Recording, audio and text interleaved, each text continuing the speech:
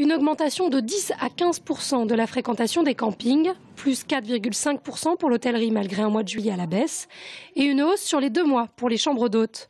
Pas de doute, le bilan de la saison touristique est positif.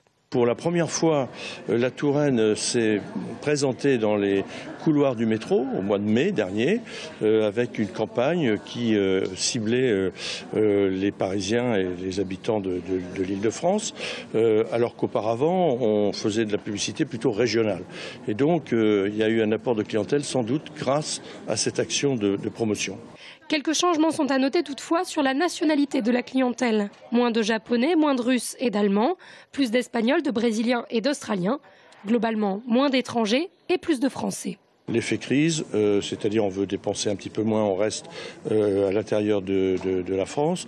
L'effet sécurité aussi, vis-à-vis de destinations extérieures, en particulier dans le bassin méditerranéen, qui sont devenues un petit peu dangereuses. Et donc la Touraine bénéficie en effet de ces nouveaux choix. Les compteurs de la Loire à vélo ont atteint les 73 000 passages. Profiter de la nature et visiter le patrimoine, le succès du tourisme en Touraine a plusieurs visages. En termes d'offres, il y a un certain nombre d'éléments qui ont été mis en avant, en particulier le survol de notre territoire à partir d'avions de tourisme qui ont un grand succès.